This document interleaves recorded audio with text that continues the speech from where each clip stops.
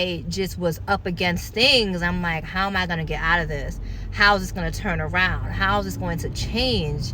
But then God steps in and he just does his thing all the time.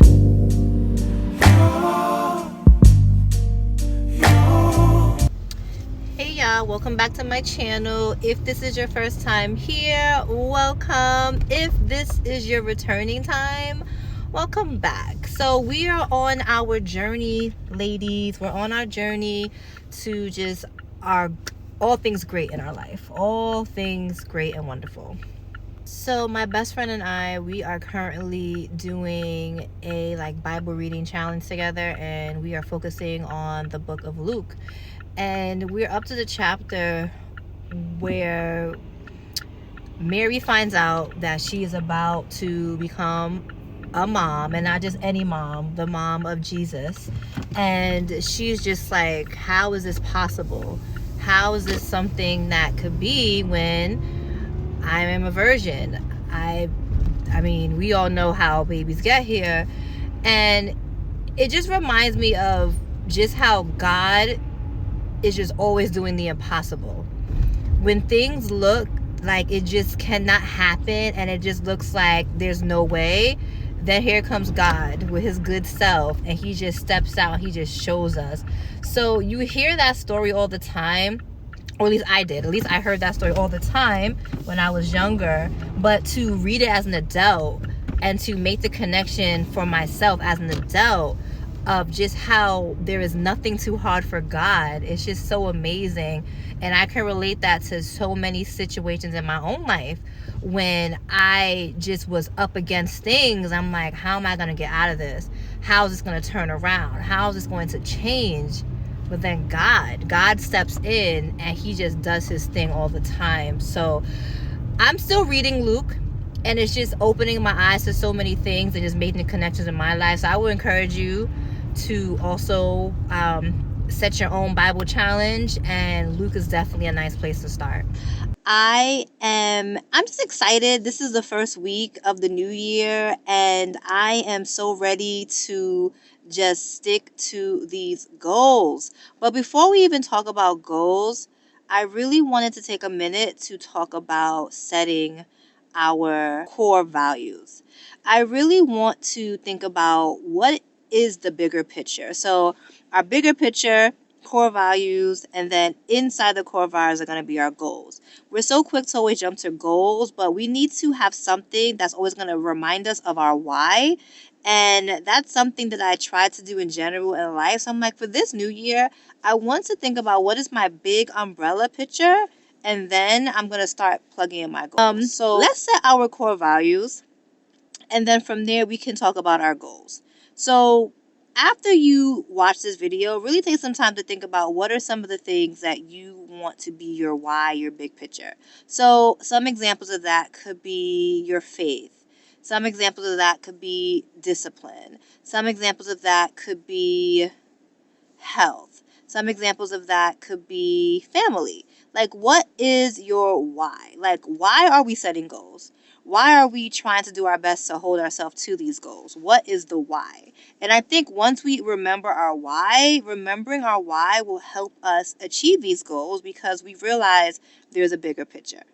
So once you come up with your why, drop it in the comments below, because I am your accountability partner and you are also mine. So I will be sharing my whys as well, because I need to be held to it just the same way I'm here to hold you to it.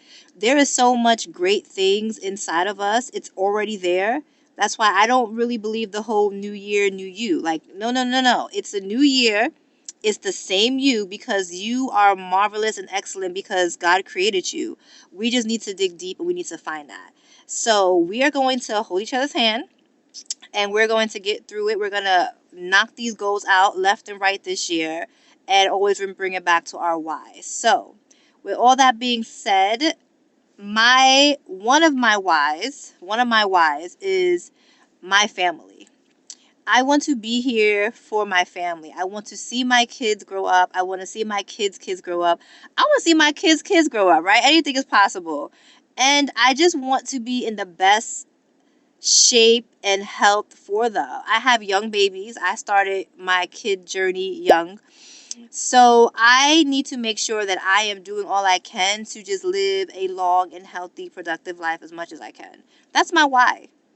So when I think of my why and I think of my babies, I think of my family, and I think about just all the things that I want to see them accomplish in life, that is what pushes me to do better with my health. That's what pushes me to do better with my career goals. That's what pushes me to do better with just my self-care, because again, I can't be nothing for nobody if I'm not good within myself. So my biggest why is my family.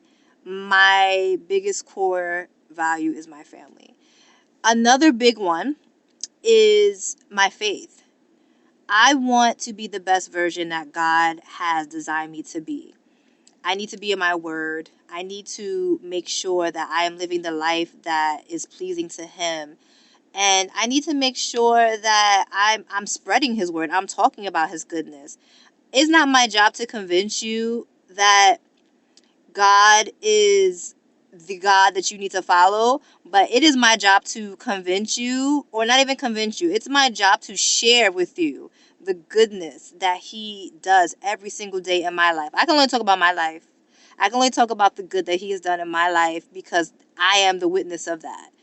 So those are my core values. And my list might grow.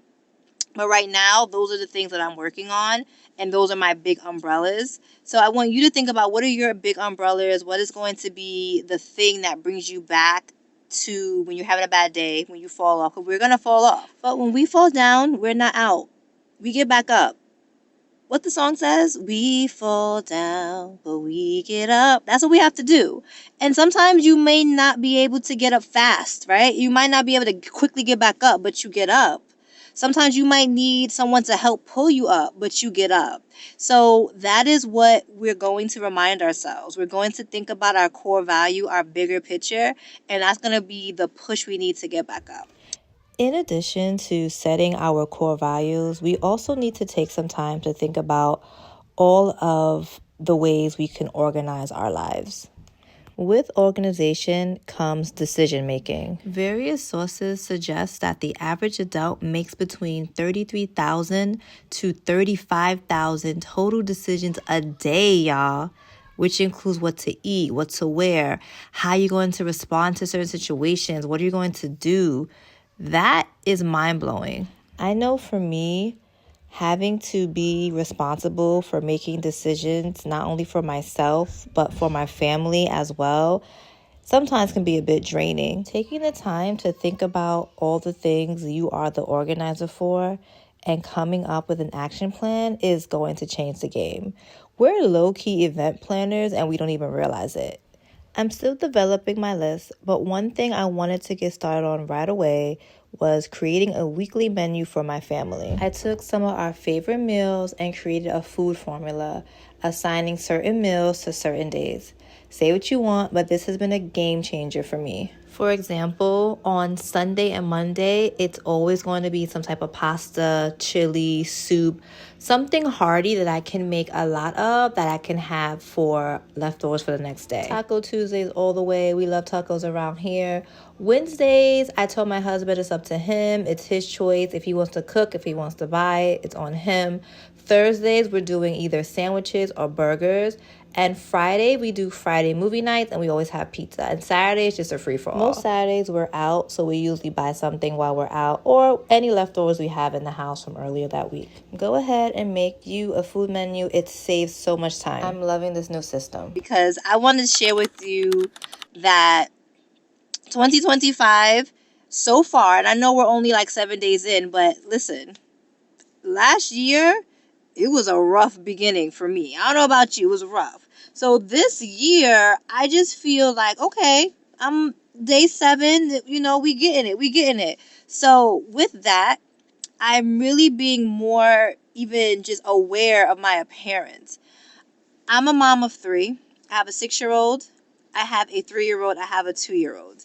And I'm always on the go. I'm a wife. I have a full-time job.